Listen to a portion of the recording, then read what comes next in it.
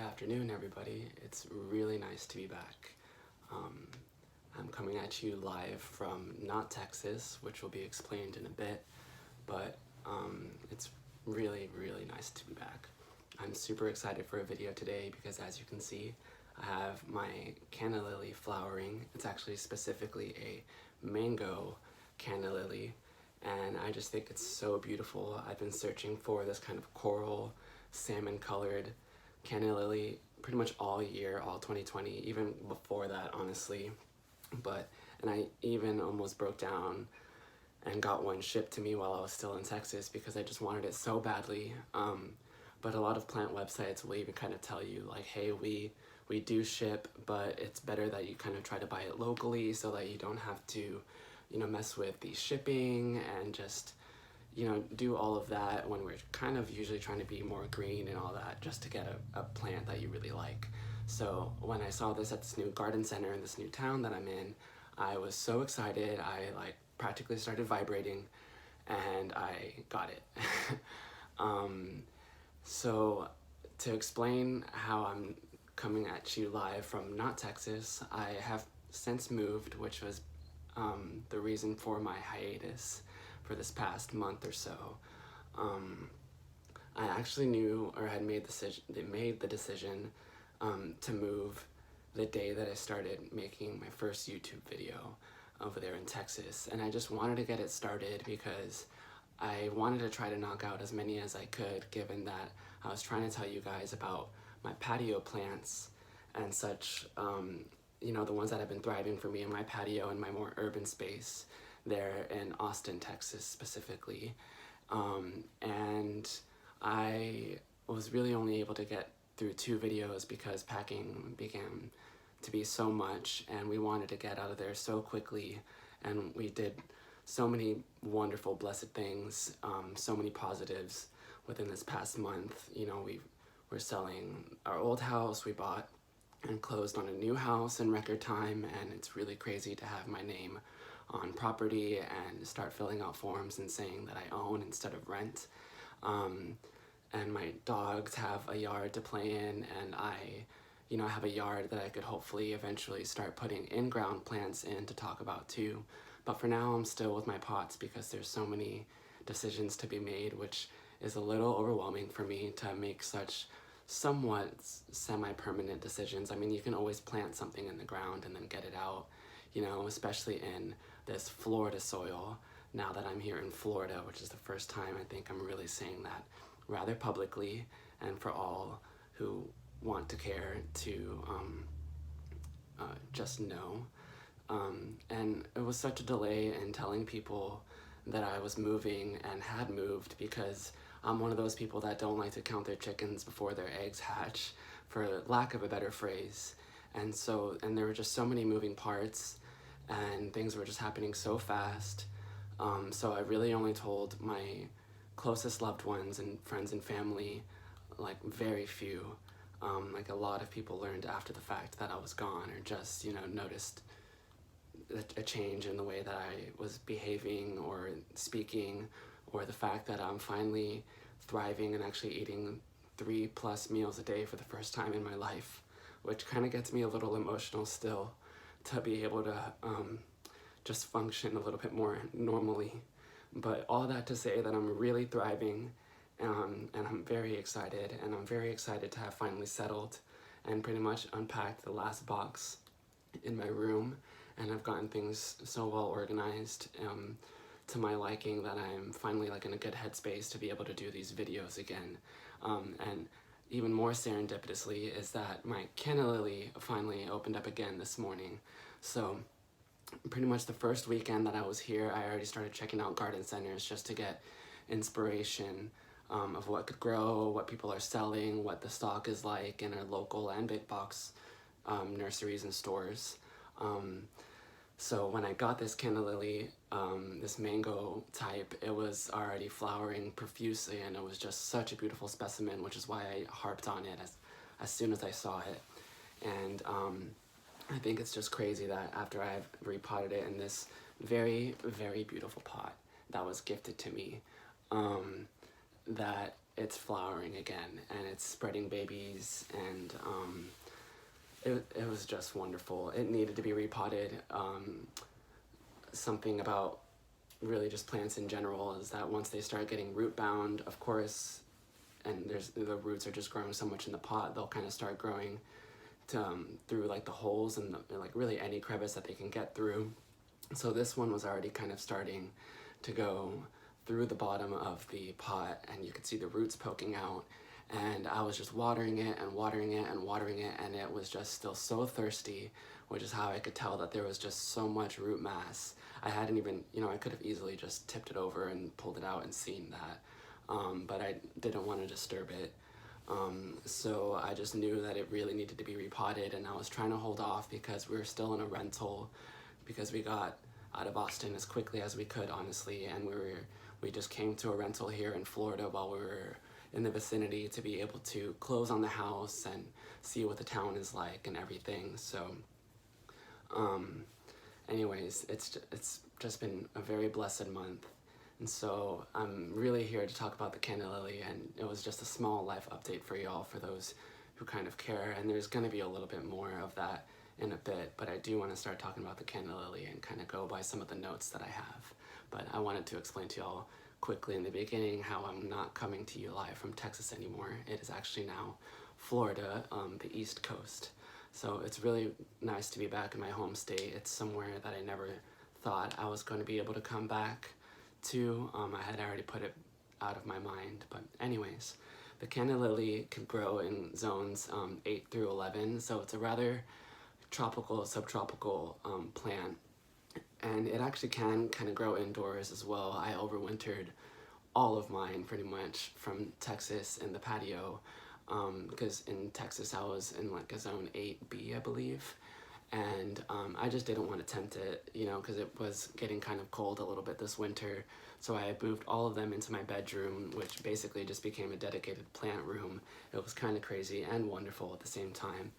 And believe it or not, the cannas actually still grew. I prioritized them, mind you, to put them close to the window, but they did wonderful, and they even started flowering. I had this yellow one that I have pictures of that I still could see in my head that was just beautiful and wonderful, and it was even a shorter kind too, like it was maybe barely even like that big, and it was flowering, which is kind of still the common case with cannas. But in my experience, and with my mother and her garden and stuff, like cannas can get really tall. Like I had cannas in Texas that were in my front window, like in my entryway, that eventually all my neighbors that I eventually became very friendly with, like, were like, what plant is that? How do you get it to grow like that? And it's so tall and it's so beautiful, and they're always flowering. Like, what are you doing? And I'm like, I think of my mother when I say it. I'm like, I just give it water. Like, I just water it, because that's what she says when her neighbors down in very South Texas ask her how her yard is so green and her plants are thriving, and she's like, kind of in a smart way, she's like, I'm just watering them. So sometimes with some plants, that's really all you need to do. And with cannas, I like to talk about them because, in my opinion, they're a really good beginner plant, because they can thrive on both kind of being underwatered and undertaken care, like not having too much care for them, and they can also be like babied and kind of overwatered, all right? Like they're not one of those ones that are rather susceptible to root rot in my experience. So they do well in kind of both climates. Like I even had one that I overwintered in my garage, in Texas, as well as in my plant room, and even the one that was in the garage that was kind of somewhat neglected was still, I wouldn't say it was thriving, but it was still like living and growing in that condition. And so it's just done really well for me in many sorts of environments. So I usually grow them, well, in Texas I had a lot of them in my patio, despite the fact that I had them in the ground in my front entry garden. And even the ones that were in the ground and in the pot grew like as tall or taller than me. Like we had French doors that went out to our patio, and they literally like covered one entire French door. Like one pot was able to grow so thick and just luscious and tall that even my roommate, who sometimes, like, he can admire plants, but he's not like as crazy about them as I am. He was like, wow, that's like a garden, that's like a botanical garden specimen. Like, that's so beautiful and just so well kept. And I'm just like, well, thank you. So like, while cannas can grow and thrive pretty much without too much care from you, if you were to kind of clip them, like let's say when this one stops flowering, if you were to clip them instead of letting them kind of grow their seed, I suppose, or whatever. I'm pretty sure it's a seed, but I've never let it kind of do its thing enough to see it, but it kind of starts growing little bumps, like kind of little fuzzy bumps right where the flowers are, that I'm presuming, I should have looked up before this video, but I'm assuming that they eventually grow to be seeds. So if you kind of keep on cutting them off and deadheading them, which is not necessary, like I'm trying to illustrate, if you do deadhead them, they'll just focus more energy on producing babies and reflowering and growing taller and just thicker in the pot. So I did that with the ones that were in our pots in the patio, and they were just wonderful, absolutely wonderful. And so I just eventually became obsessed with cannas and wanted all the colors. And so my mom helped me with that, because she actually gave me my first canna, and I believe it was the yellow kind or the orange, one of the two was first.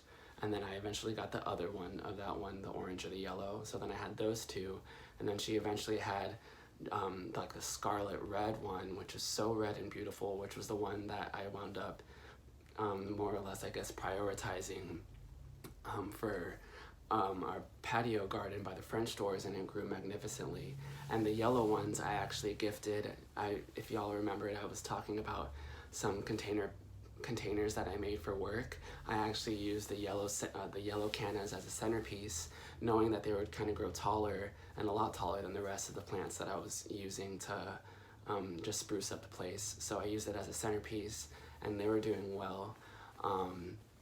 So I really enjoy cannas. I really think that they are a good plant for those who are beginner and still experienced, who like to kind of have a way to just get familiar with plants, get familiar with deadheading, get familiar with being able to read, curlings of the leaves that once they get dry, or just signs of drought. And you will notice, and I did leave it on, but this one did have some kind of brown edgings on them, and I wanted to show you that just because, as much as I like to aim for perfection, being a Virgo, me personally, I'm usually just more perfect with numbers and such. I'm an accountant and stuff like that, so that I do strive for perfection in. But when it comes to plants,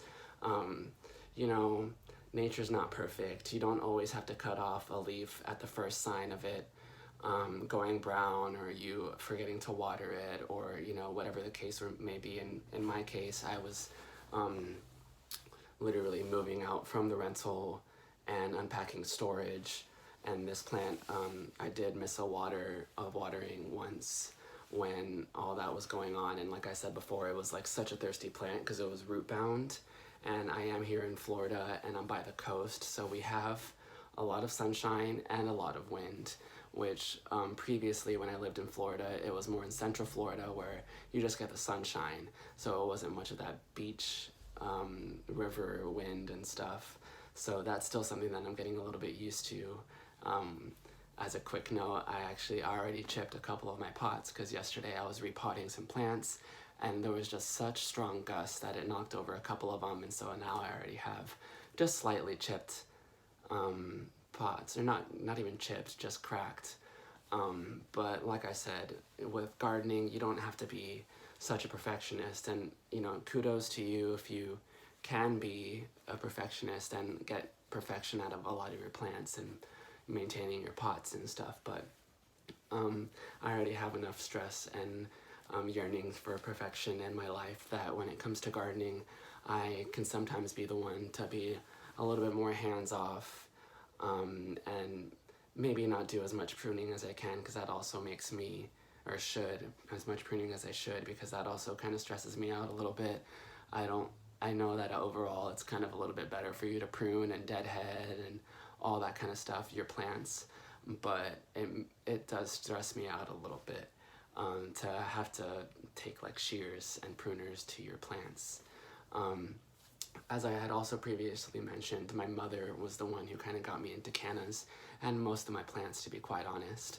And so she had this in South Texas, and I was just able to see and was inspired by how she had them in her front entryway, and she had the orange kind.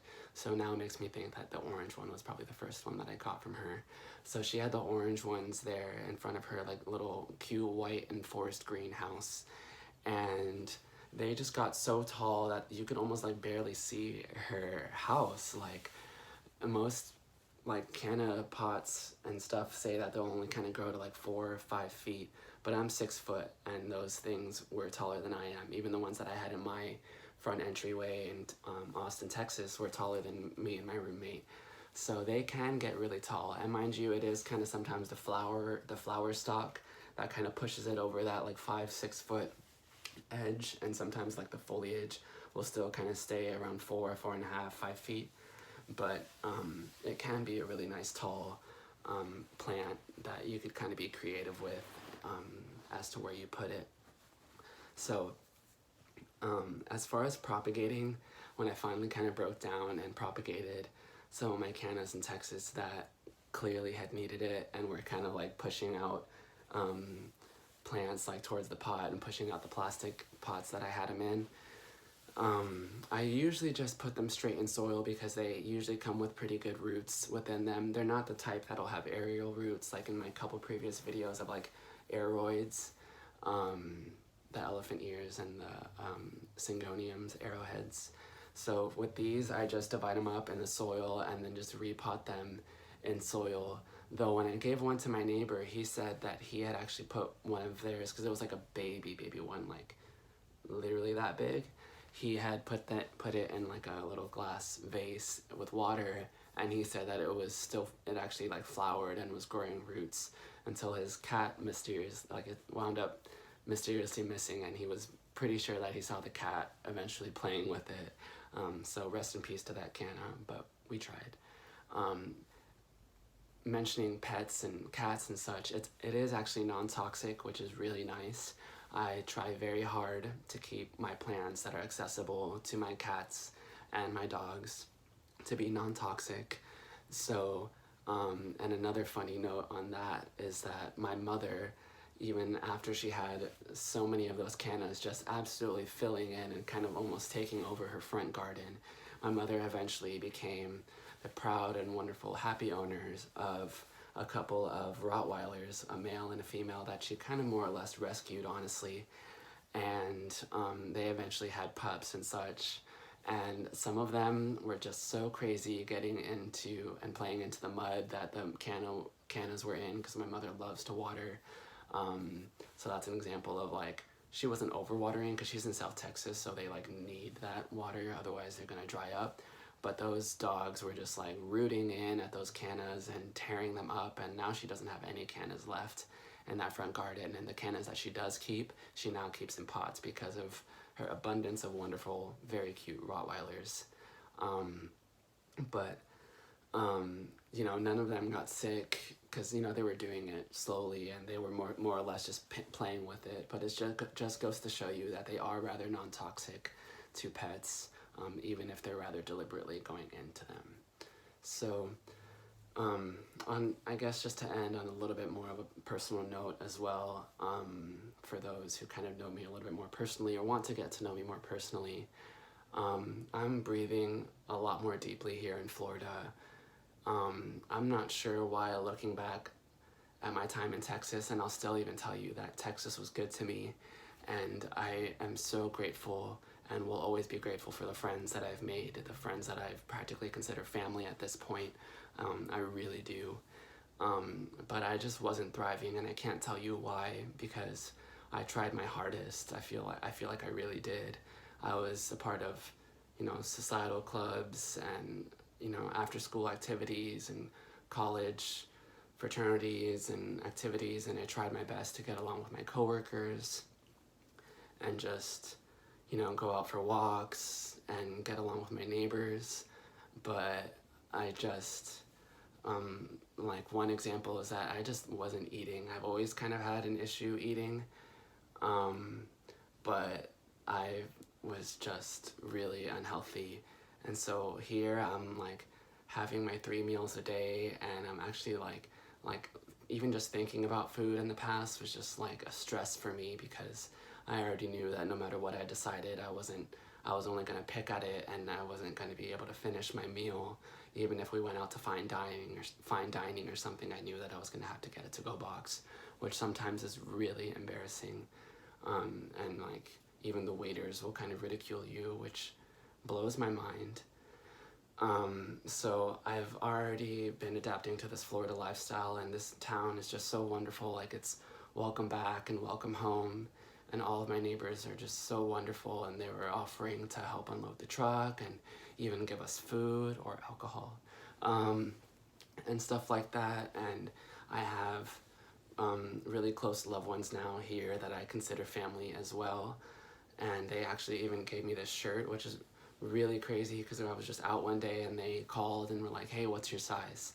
And then I go to see them and they have this shirt for me, because they were like, oh, we saw this shirt and we thought of you. And that's just so crazy to have already here in somewhere where I'm so new. So it's just wonderful. Hello, if you're watching. And even my friends and family that I have, my immediate family is still in Texas, and all my wonderful friends that I've been sharing this experience, like sharing what I'm going through, they're all just so happy for me, like to see me thriving, to see the sunshine, to see me smiling again. And I feel like I've gotten closer with all of them, my friends and my family. So just thank you to everyone who's watching. Even if you're new here, hi, I'm David. I don't even think I said that in the beginning, though you could, you know, my name is in my YouTube handle. But thank you all so much for watching. I can't wait to continue to talking about my plants. If the weather and my dogs and the stars are still aligning, I would love to push out another video today about this amazing Calathea medallion, I think it is, that I found at the plant store. Like, it is just the craziest specimen of Calathea that I've ever seen. It's so full, so big, and even all my people who don't even know plants or just admire plants as much as I do, who have come over or have seen it, it's just like, what is that? So thank you for tuning in. I'm really glad to be able to make videos again and have a nice little, my backdrop up and all that. So I'll see y'all in the next one. Bye.